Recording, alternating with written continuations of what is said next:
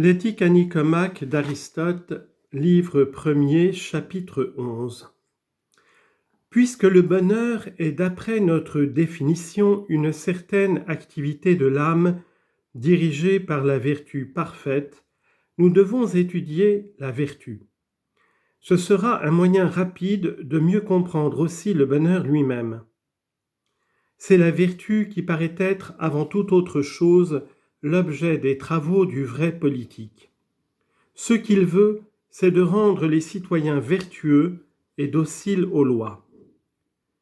Nous avons des exemples de cette sollicitude dans les législateurs des Crétois et des Lacédémoniens, et dans quelques autres qui se sont montrés presque aussi sages.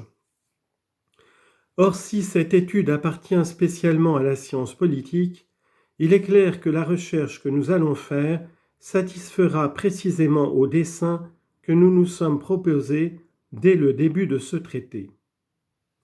Ainsi donc, étudions la vertu, mais la vertu purement humaine, car nous ne cherchons que le bien humain et un bonheur humain. Quand nous disons la vertu humaine, nous entendons la vertu de l'âme et non point celle du corps. Et pour nous, on le sait, le bonheur est une activité de l'âme. Une conséquence évidente de ceci, c'est que l'homme d'État, le politique, doit connaître jusqu'à un certain point les choses de l'âme, tout comme le médecin, qui a par exemple à soigner les yeux, doit aussi connaître l'organisation du corps tout entier.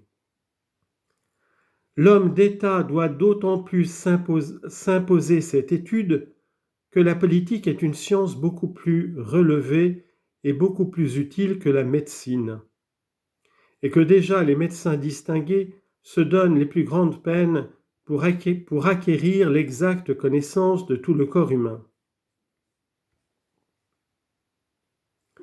Il faut donc que l'homme d'État fasse une étude de l'âme, mais l'étude que nous ferons maintenant n'aura en vue que la politique, et nous ne la pousserons que jusqu'où elle est nécessaire pour bien faire connaître l'objet actuel de nos recherches. Un examen plus approfondi et tout à fait exact nous donnerait peut-être plus de peine que n'en demande le sujet que nous discutons ici. Du reste, la théorie de l'âme a été suffisamment éclaircie sur quelques points, même dans nos ouvrages exotériques.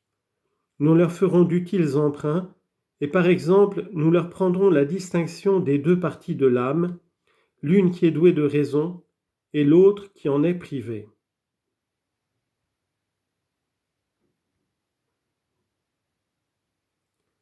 Quant à savoir si ces parties sont séparables, comme le sont les diverses parties du corps, et comme l'est tout objet divisible en général, ou bien si elles ne le sont qu'à un point de vue purement